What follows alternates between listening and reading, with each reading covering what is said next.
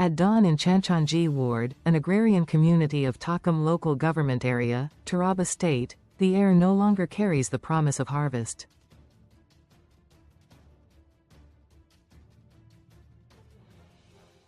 It carries grief. Residents say the sound of birds has been replaced by gunshots, hurried footsteps, and desperate prayers as families flee their homes in fear.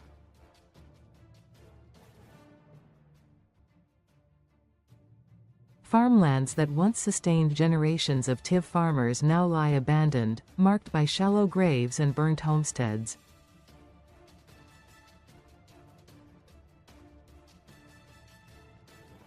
For the Tiv communities of Chanchanji, herdsmen attacks have become a daily reality.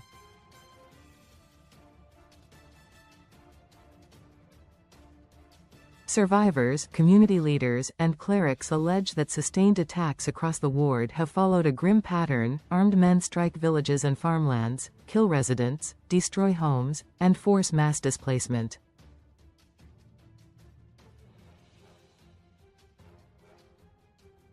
What began 2 months ago as sporadic clashes has, they say, snowballed into a campaign many fear amounts to ethnic cleansing and religious persecution.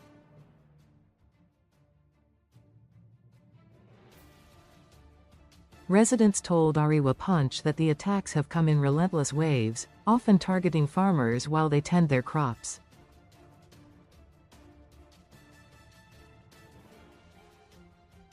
Entire communities empty overnight, leaving behind only ashes, broken tools, and silence.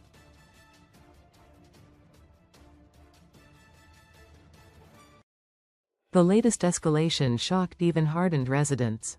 Around Avande village near Kufai Ahmadu, security sources confirmed that 3 soldiers were killed in an ambush while responding to distress calls from nearby communities.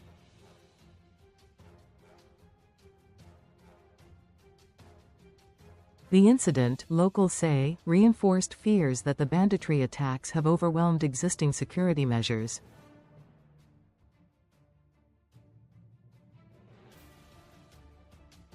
If soldiers sent to protect us were killed, then we are completely exposed, Nongonen Terngu, a displaced farmer, said.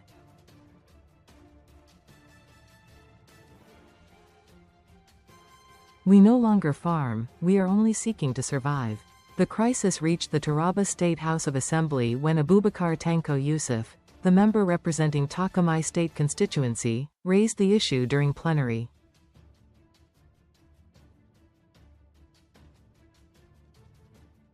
He described the killings as barbaric and unnecessary, warning that what initially appeared to be isolated incidents had evolved into sustained violence, threatening the stability of Takum and surrounding areas.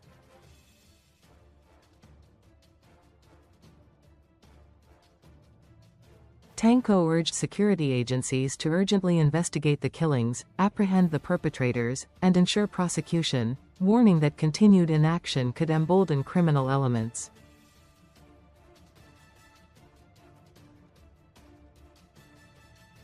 While appealing for calm and restraint, he called for strengthened security deployment, intelligence gathering, and grassroots engagement in identified flashpoints.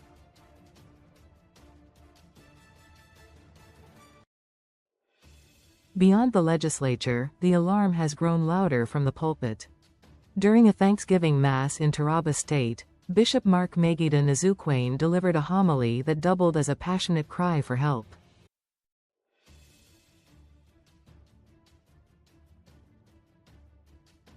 Speaking on the occasion of the election of Very Rev Dr. Williams Awoshiri and Mr.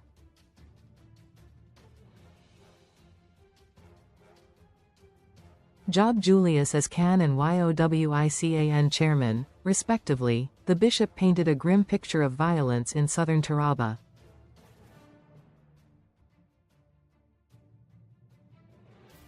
He alleged that in the past 3 months alone, over 70 innocent people had been killed in violent attacks across Usa and Takum local government areas, particularly Chanchanji Ward.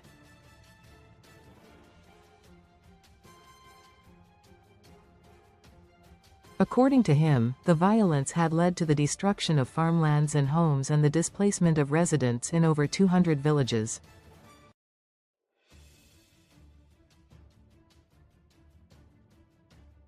Looking beyond recent months, the bishop described what he called a prolonged humanitarian catastrophe.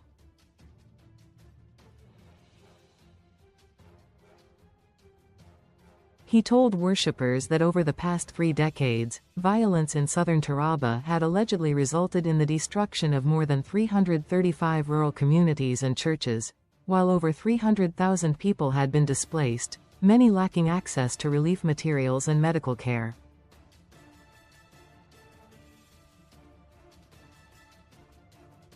He lamented the growing number of widows, orphans, and out-of-school children, warning that the social consequences of the crisis were becoming as devastating as the killings themselves.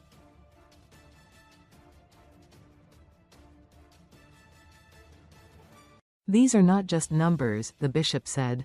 They are lives, families, and communities being wiped away quietly.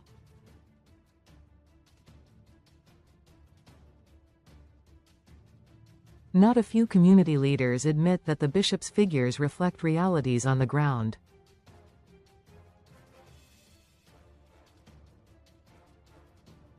Reports compiled by local stakeholders indicate that more than 95 communities in Chanchanji Ward alone have been affected by attacks.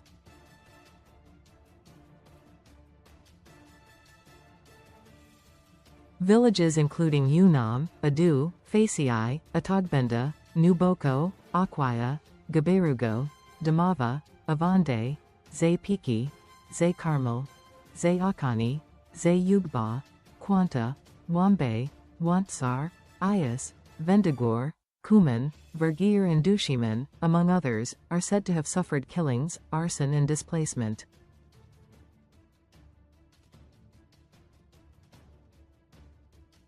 Women and children now crowd neighboring communities, while farmlands lie idle, and local markets struggle to function.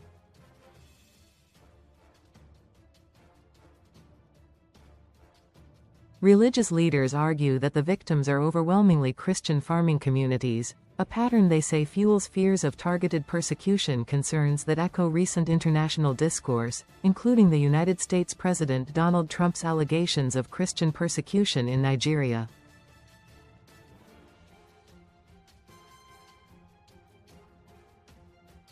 While authorities often describe the violence as resource-based conflict, affected communities insist the scale, consistency, and duration of the attacks demand deeper scrutiny.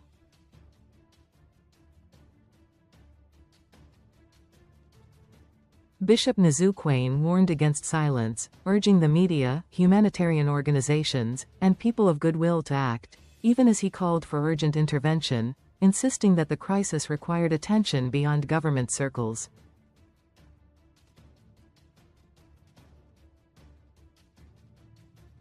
As tension remains high in Chanchanji Ward, residents say they no longer want sympathy.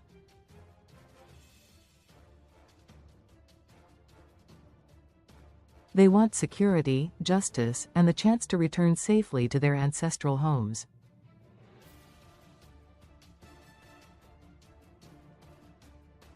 When contacted, the Taraba State Police Public Relations Officer, ASP Victor Ms. Heliza, said security personnel have been deployed to the area to restore peace and security in these troubled areas.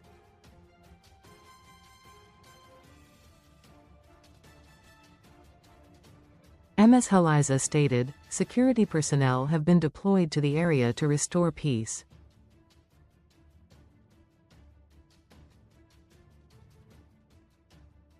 "We are doing everything to keep every part of Taraba safe," he said.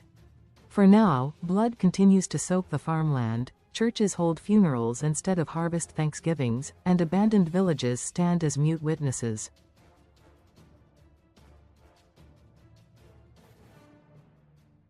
Community leaders warn that unless the federal government and the international community intervene decisively, Chanchanji may become yet another tragic symbol of Nigeria's unresolved Middle Belt crisis, where faith, ethnicity and survival collide, and where the living wait anxiously while burying their dead in silence.